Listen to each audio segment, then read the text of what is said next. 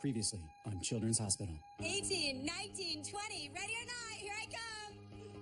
Gotcha. You peeked. You were peeking. I wasn't. I'm just good. You're cheating bitch. Come on, I'm just good at the game. Nice try, Eric.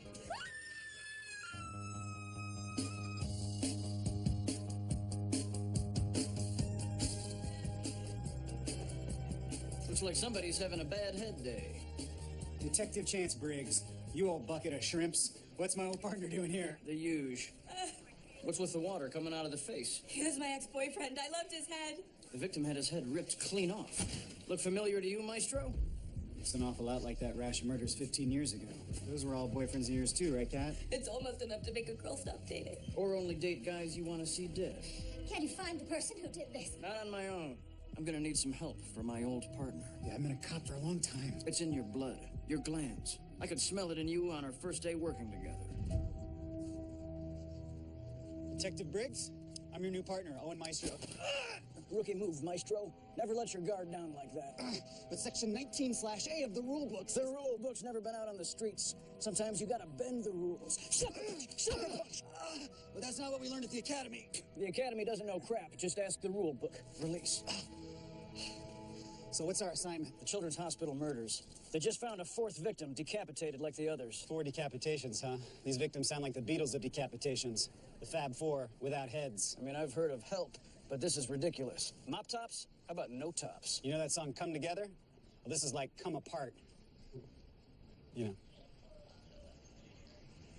I want to hold my head on so it doesn't get cut off. This band is not going to have the talking heads for an opening act. Let's go. Yeah.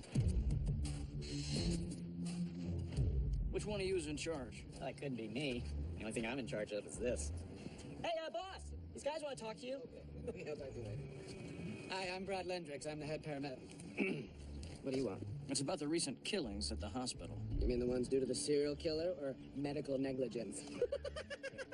Let's save the snaps for MTV snaps. Word is the paramedics are the eyes and ears of the hospital. Brad can't help you. No, he's always been mysteriously missing whenever a murder happened. If you'll excuse me, I have to go stand over there. If you ask me, Brad's glad all those guys got off. See, he's been in love with Kat for years, but she refuses to go out with him. And now he's got a clear playing field. A clearly stated motive. Still, we need some solid evidence. All we have on the guy is what this bald asshole told us. No offense, I'm sure you have some really great qualities, too. I'm just going off of first impressions. You know, I've always wanted to be a doctor. Ever since I graduated medical school. So did you ever become a doctor? Yeah, been a doctor for 15 years. Oh, yeah, right. That is not good enough, okay? I want these tires to be white. There's more urine where this came from. There's that paramedic. How do we know he was telling the truth 15 years ago? Chet Van Dusen? Just do it better next time. I want to talk to you about the murder of Kat's most recent boyfriend. You've done pretty well for yourself, haven't you, Man Van Dusen? You're head paramedic now, your own ambulance, your own assistant. Maybe. Doesn't mean I killed Kat's boyfriend. Could have been anybody. What about former Secretary of State Condoleezza Rice? Okay. Not her. One down, about 6 billion to go. We need the personnel records on everyone who's worked here in the past 15 years. I'm sorry. Any files over 14 years old are converted into microfilm and then shipped to our storage facility in the Deep South, where they are then destroyed. I wish I could be more helpful. Turn up anything? Semen. And lots of it. Just like we found at each of the other murder scenes. Yeah, and according to the lab, all the semen samples came from the same person. Probably male. I would say definitely male. My guess is Lendrix, but we can't know without a sample of his semen. Detective? I'm on it.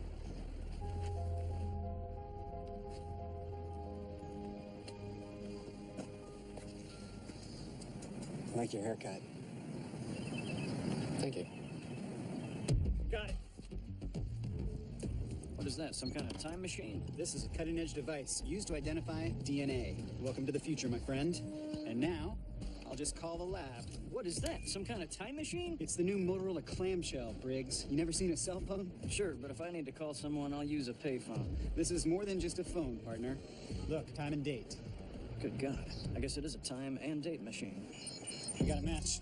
Yeah, you cleaning that gurney? Yes, sir. Hold it right there. You're under arrest for the murder of... I want to talk to a lawyer. The only lawyer you'll be talking to is one appointed to you by the court. Veteran move, Maestro. seat. Can you get in the back, please? There we go. Watch your head. Hey, girls. So thank you so much for your note. That was so sweet. Lendrix, last time we saw you, you were a man. Shut up. I made a deal with the district's attorney to be sent to the women's prison. Better food, less athlete's foot, and the sex is amazing. What? Anything goes. We think your old assistant, Chet, may be copycatting you. I didn't do it in the first place. What?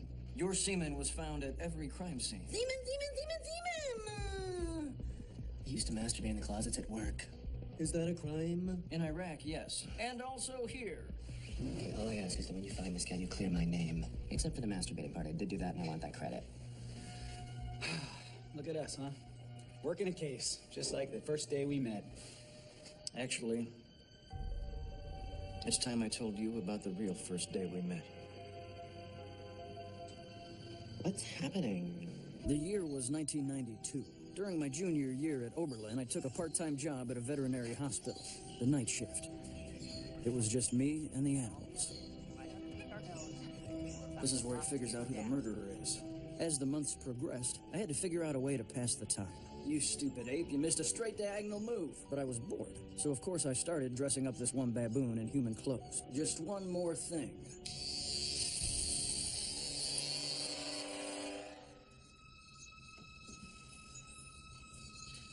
My name is Chance Briggs.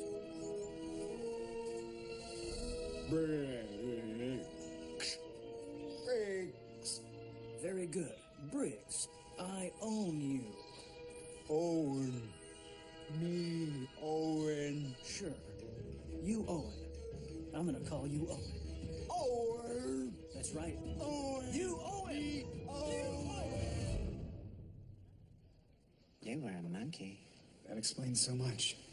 Like how I have no human relatives, and how I always think of you as a god. Yep. Monkeys are capable of many things. Too bad they aren't better at solving crimes. Wait a minute. I think I just figured it out. I think I just solved both cases. If you're right, then I'll take back what I said about monkeys not being good at solving crimes. My partner needs to ask you some questions, Chief. If you don't cooperate with us, ma'am, we're gonna have to take you down to the station for questioning. Don't you get it, Briggs? That's not Chief. That's not Chief one bit. That's a baboon. Orange head large, attack, monkey. Be back tomorrow before post time.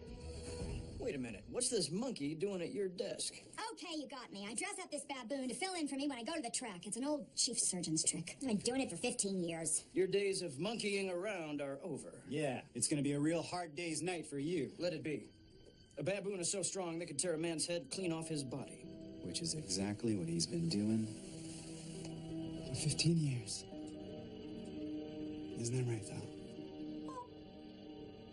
And there's your confession. Chief, you're in big trouble. Why? Is replacing yourself at work with a monkey a crime? In Iraq, yes, but not here. So, actually, I guess you're not in trouble. Great. Thanks, guys. How did you figure it out? Sherlock Holmes once said, when you eliminate the impossible, whatever remains, however improbable, is most likely a monkey. It takes a baboon to know a baboon. Sure does, partner. It sure does. Owen? No, it's the siren! Release! Heel! Release, buddy! No, back any winter, summer, spring, or fall, you can find me the same old place anytime.